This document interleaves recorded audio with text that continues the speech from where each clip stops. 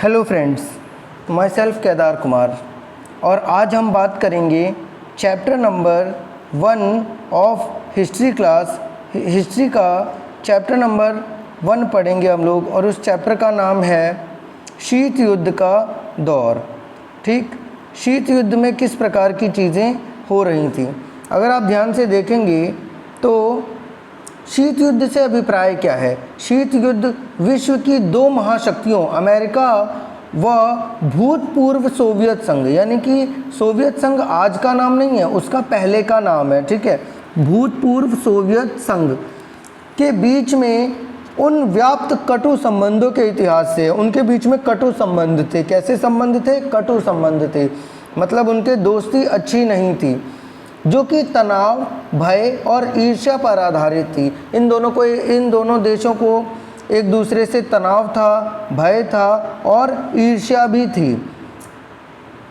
भय किस बात का? भय इस बात का कि वो दोनों एक दूसरे के ऊपर हमला ना कर दें। भय किस बात का? भय इस बात का कि वो दोनों एक दूसरे के ऊपर हमला ना कर दें। अब हमला करने के लिए भाई बहुत बड़ी चीज़ थी कि अगर हमला करेंगे तो भाई अमेरिका से सोवियत संघ नहीं जीत सकता, क्योंकि अमेरिका को पता है कि भाई अगर हमने सोवियत संघ पे हमला किया तो सोवियत संघ भी हमारा बहुत ज़्यादा नुकसान करेगा। लेकिन दूसरी तरफ सोवियत संघ भी इस बात से भली भांति ही परिचित था कि अगर उसने अमेरिका पे हमला किया तो अमेरिका भी उसका बहुत ज़्यादा नुकसान करेगा। यानी कि दो महाशक्तियाँ जो कि आपस में एक दूसरे से लड़ नहीं रही हैं, ठीक है, लेकिन इन दोनों के बीच में आपस में बहुत ज़्यादा कटु संबंध बने हुए हैं। अगर आप ध्यान से देखेंगे तो इसके बाद से क्या हुआ? दूसरा विश्व युद्ध जब समाप्त हुआ 1945 में, दूसरा विश्व युद्ध समाप्त हुआ था, आपको पता ही होगा 1945 में दूसरा विश्व युद्ध समाप्त हुआ।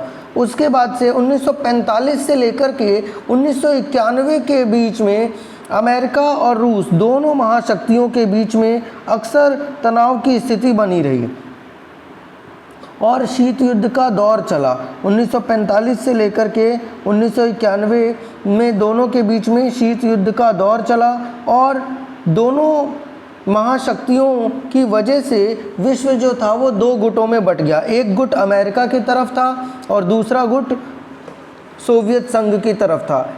यह दोनों के मध्य विचारात्मक और राजनीतिक संघर्ष था।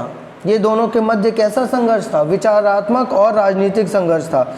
अगर आप ध्यान से देखेंगे तो अगर दोनों के बीच में क्या क्या चीज़ें थी, द्वितीय विश्व युद्ध के बाद अब तक की कहानी क्या बन रही थी? द्वितीय विश्व युद्ध के बाद से ये था कि भाई द्वितीय विश्व युद्ध से आज तक, यानी कि पहला विश्व युद्ध हुआ 1914 से 1918 के बीच में, दूसरा विश्व युद्ध हुआ 1939 से 1945 के बीच में और द्वितीय विश्व युद्ध के बाद से अब तक की वैश्विक घटनाओं का अध्ययन समकालीन विश्व के राजनीतिक विषय हैं। जो समकालीन राजनीतिक पढ़ेंगे हम लोग, तो समकालीन विश्व के जो राजनीतिक विषय हैं वो यही है, द्वितीय विश्व युद्ध के बाद से क्या क्या चीज़ें बदली थी। द्वितीय विश्व युद्ध के बाद से क्या क्या हुआ? द्वितीय विश्व युद्ध के बाद से द्वितीय विश्व युद्ध के दो गुट थे। पहला था गुट मित्र राष्ट्र का, दूसरा धुरी राष्ट्र का। मित्र राष्ट्र में क्या था? सोवियत संघ, फ्रांस, ब्रिटेन, संयुक्त राज्य अमेरिका। और धुरी राष्ट्र कौन से थे? जर्मनी, इटली और जापान। यानी कि ये दो प्रकार के थे। मित्र राष्ट्र में कौन थे? सोवियत संघ, फ्रांस, ब्रिटेन, संयुक्त राष्ट्र अमेरिका। और धुरी राष्ट्र में जर्मनी, जापान और इटली। द्वितीय विश्व युद्ध की समाप्ति के पश्चात दो महाशक्तियों का उदय हुआ। पहला पूंजीवादी विचारधारा का प्रतिनिधित्व करने वाला संयुक्त राज्य अमेरिका और समाजवादी विचारधारा का प्रयुक्त करने वाला सोवियत संघ। दो महाशक्तियां बनी। कितनी महाशक्तियां बनी? दो महाशक्तियां बनी। पहली महाशक्ति कौन सी थी? सोवियत संघ और दूसरी महाशक्ति थी अमेरिका। यानी कि अमेरिका पूंजीवाद को बढ़ावा देता था, कैपिटलिज्म को बढ़ावा देता था और समाजवाद को बढ़ावा देता था ये सोवियत संघ। अपने प्रभाव को बढ़ाने के लिए दोनों महाशक्तियों ने अन्य देशों के साथ बहुत सारी संधियां की। अपने प्रभाव को बढ़ाने के लिए दोनों महाशक्तियों ने अन्य देशों के साथ संधियां की, जैसे कि सैन्य संधि संगठन।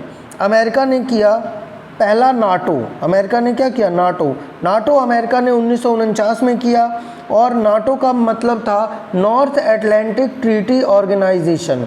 फिर इसके बाद से उसने दूसरा किया सिएटो का मतलब था 1954 में किया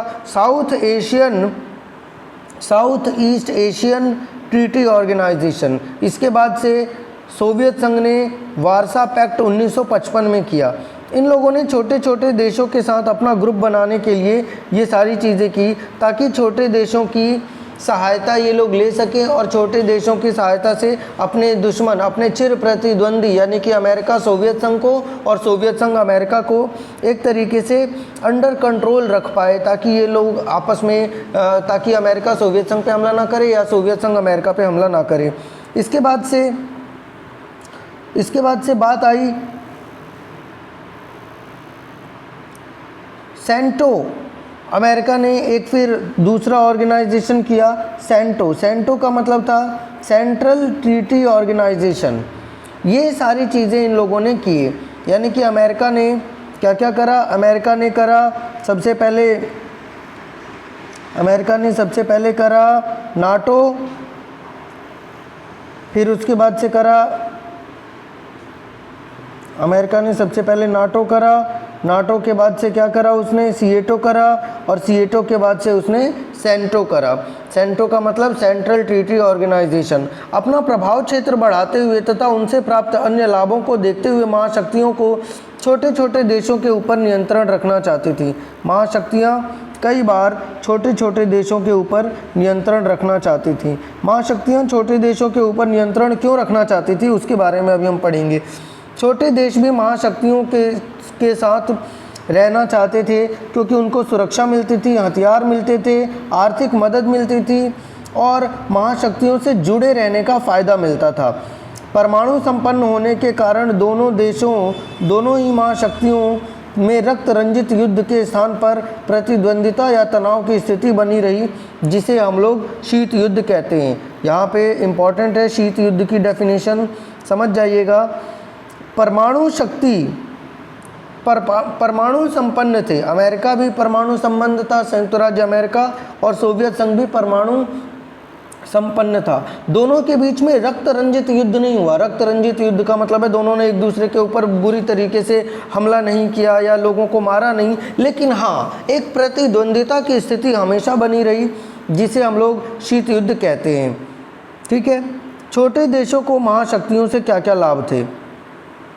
छोटे देशों को महाशक्तियों से लाभ थे। छोटे देशों को प्राकृतिक संसाधन मिल जाता था। ठीक है। अब सैन्य ठिकाने स्थापित करने की जगह मिल जाती थी, आर्थिक सहायता मिल जाती थी, और ज़मीन का टुकड़ा मिल जाता था जहां पर वो अपनी सेना रखेंगे और सेना का संचालन भी कर सकते हैं। ये चारों पॉइंट बहुत ज़्यादा इम्पॉर्टेंट है। छोटे देशों से महाशक्तियों को क्या क्या लाभ होता था? पहला, छोटे देशों के प्राकृतिक संसाधन प्राप्त कर लेते थे, सैन्य ठिकाने स्थापित कर लेते थे और आर्थिक सहायता प्राप्त कर लेते थे, और भू क्षेत्र आर्थिक महाशक्तियों के आधार पर सेना का संचालन करते थे। ठीक है। ये सारी चीज़ें करते थे बड़ी महाशक्तियाँ। फिर क्या हुआ? फिर अगर आप ध्यान से देखेंगे शीत युद्ध के दायरे क्या क्या थे। शीत युद्ध के दायरे में सबसे पहले था बर्लिन की नाकेबंदी। शीत युद्ध के दायरे में सबसे पहले था बर्लिन की नाकेबंदी। दूसरा क्या था? कोरिया का संकट 1950 में। तीसरा 1954 से 1975 तक वियतनाम में अमेरिकी हस्तक्षेप। अमेरिका ने वियतनाम में 1954 से लेकर 1975 तक हस्तक्षेप रखा। 1956 में हंगरी में सोवियत संघ का हस्तक्षेप। 1956 में सोवियत संघ ने हंगरी में हस्तक्षेप किया। 1962 में क्यूबा का मिसाइल संकट।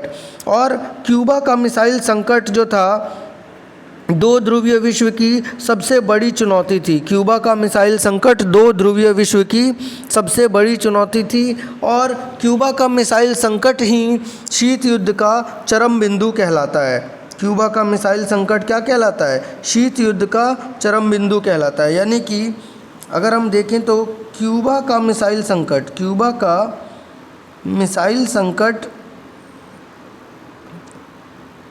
शीत युद्ध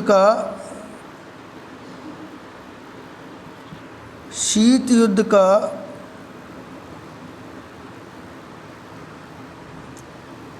चरम बिंदु था। आप चाहें तो इसे लिख सकते हैं, क्यूबा का मिसाइल संकट शीत युद्ध का चरम बिंदु था। शीत युद्ध का चरम बिंदु था क्यूबा का मिसाइल संकट। क्यूबा का मिसाइल संकट क्या था? क्यूबा एक छोटा सा देश था और क्यूबा में सोवियत संघ ने अपने हथियारों को लगा दिया था और फिर अमेरिका को लगा कि सोवियत संघ जो है वो उसके ऊपर हमला करने के लिए यहाँ पे हथियार लगा रहा है और फिर वहाँ से उसने भी अपने हथियार तैनात कर दिए। तो वो क्यूबा का जो मिसाइल संकट था वो शीत युद्ध का सबसे बड़ा पॉइंट था, चरम बिंदु था। दो ध्रुवीय विश्व को चुनौती किसने दी? भाई अब ऐसा तो हो गया कि भाई दो ध्रुवीय विश्व बन गया, एक संयुक्त राज्य अमेरिका का, ठीक है, यूएसए का, और दूसरा हो गया सोवियत संघ का, ठीक है। अब भाई सोवियत संघ को यूएसएसआर भी कहते हैं, ठीक है, United states of Soviet Republic, ठीक है। यानी कि अमेरिका और सोवियत संघ के बीच में झगड़ा हो गया। अमेरिका और सोवियत संघ के बीच में जो झगड़ा हुआ, इस झगड़े से कई देश उनके साथ शामिल हो गए, कई देश अमेरिका के साथ शामिल हो गए, कई देश सोवियत संघ के साथ शामिल हो गए। लेकिन कई देश ऐसे भी थे जो कि दोनों देशों में किसी के साथ भी नहीं रहना चाहते थे और दोनों देशों में से किसी के साथ ना रह के वो अपनी एक अलग अस्तित्व बनाए रखना चाहते थे। तो दो ध्रुवीय विश्व को चुनौती दी गुट निरपेक्ष आंदोलन ने दो ध्रुवीय विश्व को चुनौती दी। अफ्रीका के गुट निरपेक्ष आंदोलन एशिया और अफ्रीका के नव स्वतंत्र राष्ट्रों के समक्ष अपनी स्वतंत्रता एवं प्रभुसत्ता को बनाए रखने का तीसरा विकल्प था। भाई अभी अमेरिका और सोवियत संघ तो लड़ रहे हैं, ठीक है। तो भाई अब जो छोटे छोटे देश हैं जो अभी आज़ाद हुए हैं, जैसे कि उस समय भारत आज़ाद हुआ था और अफ्रीका के कुछ छोटे छोटे देश आज़ाद हुए थे, तो उन लोगों के सामने ये समस्या थी कि किस तरीके से वो अपने आप को, अपनी प्रभुसत्ता को बचा करके रखें, अपनी स्वतंत्रता को बचा करके रखें, क्योंकि अगर वो अपनी स्वतंत्रता को नहीं बचा के रखेंगे तो वो फिर से गुलाम बन जाएंगे। तो इसके लिए उन लोगों ने गुट निरपेक्षता का सहारा लिया और उनके पास तीसरा विकल्प यही था कि गुट निरपेक्ष आंदोलन में शामिल हो जाना। गुट निरपेक्ष आंदोलन का पहला सम्मेलन 1961 में बेलग्रेड, यूगोस्लाविया की राजधानी में हुआ। पहला सम्मेलन कहाँ हुआ? बेलग्रेड में हुआ। और बेलग्रेड कहाँ है? यूगोस्लाविया की राजधानी है, जिसकी नींव 1955 में अफ्रो एशियाई सम्मेलन में रची गई थी। बाइंग सम्मेलन इसको कहा जाता था। इस आंदोलन के संस्थापक देश और नेता थे, उनके बारे में अभी हम पढ़ेंगे। यानी कि सबसे पहला जो सम्मेलन हुआ गुट निरपेक्ष आंदोलन का 1961 में हुआ, बेलग्रेड में, यूगोस्लाविया की राजधानी है, जिसकी नींव 1955 में रखी गई थी, एशियाई सम्मेलन में रखी गई थी, जिसे बाइंग सम्मेलन भी कहा जाता है। और इस आंदोलन के देश और नेताओं के कुछ नाम मैं आपको बताना चाहता हूँ, देखिएगा। सबसे पहले भारत के पंडित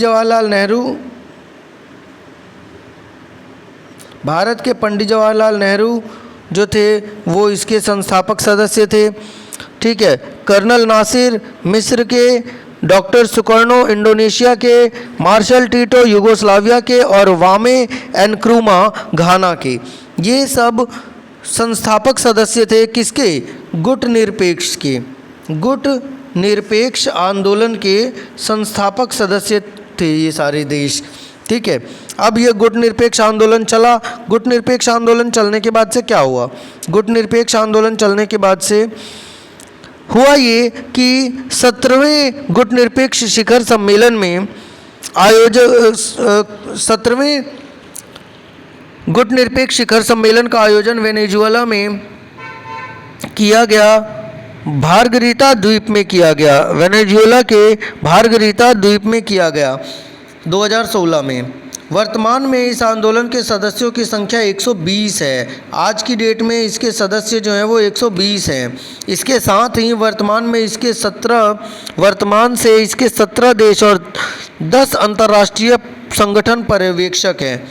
इसके 17 देश भी पर्यवेक्षक हैं और इसके 10 अंतर्राष्ट्रीय संगठन पर्यवेक्षक हैं और 17 देश भी हैं इसके जो पर्यवेक्षण करते हैं इसका। इस शिखर सम्मेलन में इसमें आतंकवाद, संयुक्त राष्ट्र सुधार, पश्चिमी एशिया की स्थिति, संयुक्त राष्ट्र की शांति नीति, जलवायु परिवर्तन, सतत विकास, शरणार्थी समस्या। शरणार्थी का मतलब क्या होता है? एक देश से दूसरे देश में गए हुए लोग, भागे हुए लोग जो कि धार्मिक उत्पीड़न का सामना करते हैं। जैसे कि आपको पता है पाकिस्तान में हिंदुओं के साथ होता है, सिखों के साथ होता है, ठीक है। म्यांमार में रोहिंग्या मुसलमानों के साथ हुआ और भी बहुत सारी जगहों पर शरणार्थी समस्या आती है।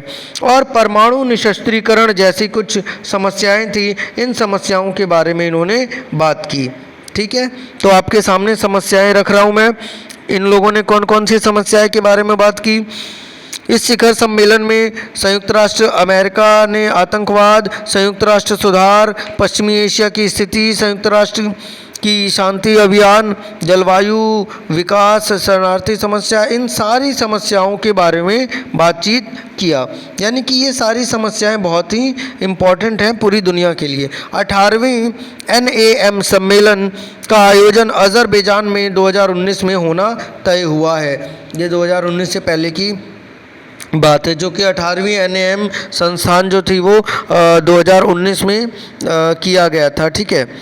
फिर इसके बाद से नव अंतर्राष्ट्रीय आर्थिक व्यवस्था NIEO, ठीक है, New International Economic Organisation NIEO का मतलब हो गया NIEO, इसका मतलब हो गया न्यू इंटरनेशनल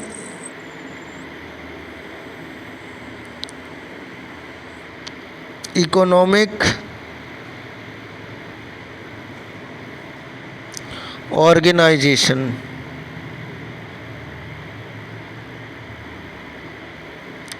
ठीक है। यानी कि New International Economic Organisation NIEO की स्थापना 1972 में UNO के व्यापार एवं विकास आंदोलन UNCTAD के माध्यम से, यूनाइटेड नेशन का डेवलपमेंट प्रोग्राम था, ठीक है, यूनाइटेड नेशन का ट्रेड एंड डेवलपमेंट प्रोग्राम था। उसके बाद से, ठीक है, विकास के लिए नई व्यापार की आर्थिक नीतियों का प्रस्ताव दिया गया और इसमें से धनी देशों ने गरीब देशों के प्रति शोषण को बचाया, ठीक है, कि भाई जो धनी देश हैं वो गरीब देशों का शोषण ना कर सकें। अक्सर ऐसा हुआ था जैसे कि उपनिवेश बनाए गए थे, तो आपको अच्छे से पता है कि इंग्लैंड धनी देश था, तो उसने छोटे छोटे गरीब देशों को अपना उपनिवेश बनाया, व्यापारिक शोषण किया और वहाँ के लोगों के ऊपर भी अत्याचार किए। इसके बाद से towards a new trade policy for development, विकास के लिए एक नई व्यापारिक नीति की ओर एक रिपोर्ट प्रस्तुत की गई। भारत शीत युद्ध के दौरान स्वतंत्र देशों का नेतृत्व किया, जो नव स्वतंत्र देश थे उन दिनों में जो देश आज़ाद हुए थे। अब भाई नव स्वतंत्र का मतलब है कि भाई अभी अभी आज़ाद हुए हैं। अब जब अभी अभी आज़ाद हुए तो भाई हमको ये चाहिए कि कोई भी किसी भी देश को गुलाम ना बना सके दोबारा से, तो उसको मजबूत होना पड़ेगा, वरना तो कोई भी आके गुलाम बना लेगा। अपने राष्ट्रीय हितों को पूरा किया और दोनों महाशक्तियों के मतभेदों को दूर करने का प्रयास किया। शस्त्र नीतियाँ LTBT, सीमित परमाणु परीक्षण संधि, ठीक है, 5 अगस्त 1963 को। भाई भारत ने परमाणु शक्ति का तो परीक्षण किया, लेकिन भारत ने कभी भी ये नहीं चाहा कि भाई भारत पहले हमला करेगा। भारत ने हमेशा अपनी परमाणु शक्तियों का प्रयोग इस तरीके से किया है कि कोई भी भारत पे अगर हमला करेगा परमाणु शक्ति से, तभी भारत उसके ऊपर परमाणु शक्ति से हमला करेगा, अदरवाइज़ भारत उसके ऊपर हमला नहीं करेगा। उसके बाद से उसके बाद से भारत ने सॉल्ट SALT यानी कि सामरिक अस्त्र परिसीमन वार्ता 26 जून 1972 और 18 जून 1972, ठीक है, 26 मई 1972 और 18 जून 1972। फिर स्टार्ट सामरिक अस्त्र न्यूनीकरण संधि, मतलब कि अस्त्र जो है वो कम से कम बनाएंगे। पहला था 31 जुलाई 1991, दूसरा था 3 जनवरी 1993। NPT परमाणु अप्रसार संधि, मतलब कि परमाणु का प्रसार नहीं करेंगे, यानी कि और ज़्यादा परमाणु जो है वो नहीं, परमाणु बम नहीं बनाएंगे। अगर हमको कोई सुरक्षा से जुड़े हुए खतरे नहीं हैं तो हम लोग ऐसा नहीं करेंगे। तो इस प्रकार की चीज़ें चली। 5 परमाणु संपन्न देश फ्रांस, जर्मनी, अमेरिका, ब्रिटेन तथा रूस, पूर्वी सोवियत संघ ही परमाणु परीक्षण कर सकते थे तथा अन्य देश नहीं कर सकते थे। ये जो 5 देश थे यही परमाणु परीक्षण करेंगे और दूसरे देश परमाणु परीक्षण नहीं करेंगे। इसका मतलब ये था कि भाई दुनिया को हम ये बताना चाह रहे हैं कि भाई जो परमाणु परीक्षण करने का अधिकार है वो चंद देशों को ही है, बाकी के देश परमाणु परीक्षण नहीं कर सकते। इस प्रकार की चीज़ें चलेंगी और जो दुनिया है वो एक शीत युद्ध के दायरे, शीत युद्ध के डर, इन सारी चीज़ों से मुक्त होगी। और शीत युद्ध का डर जो है वो ख़त्म करना ज़रूरी था, क्योंकि शीत युद्ध की वजह से दुनिया में डेवलपमेंट के कई काम रुक गए थे। अमेरिका, संयुक्त राज्य अमेरिका और सोवियत संघ आपस में ही दुनिया का वर्चस्व बनाना चाहते थे, दुनिया के ऊपर वर्चस्व बनाना चाहते थे। लेकिन फिर गुट निरपेक्ष आंदोलन हुआ और गुट निरपेक्ष आंदोलन के बाद से इन दोनों का वर्चस्व खत्म हुआ, वरना तो विश्व जो था वो 2 ध्रुवीय विश्व ही बन के रह जाता। इसके अलावा अगर आप ध्यान से देखेंगे तो आपको ये पता चलेगा कि 1991 में जब रूस का विघटन हो गया, यानी कि सोवियत संघ का विघटन हो गया, तो विश्व युद्ध का जो खतरा था, यानी कि जो 2 ध्रुवीय विश्व का जो खतरा था वो टल गया और अमेरिका एक महाशक्ति के रूप में बन करके सामने आया। इन सब चीज़ों को हम लोग चैप्टर 2 में पढ़ेंगे। तब तक के लिए आप इस चैप्टर को एक बार रिवाइज़ कर सकते हैं और इसको पढ़ सकते हैं। अगर आपको कोई चीज़ समझ में ना आए तो आप मुझे ये कमेंट करके बता सकते हैं। Okay friends, okay then, have a nice day. Goodbye students.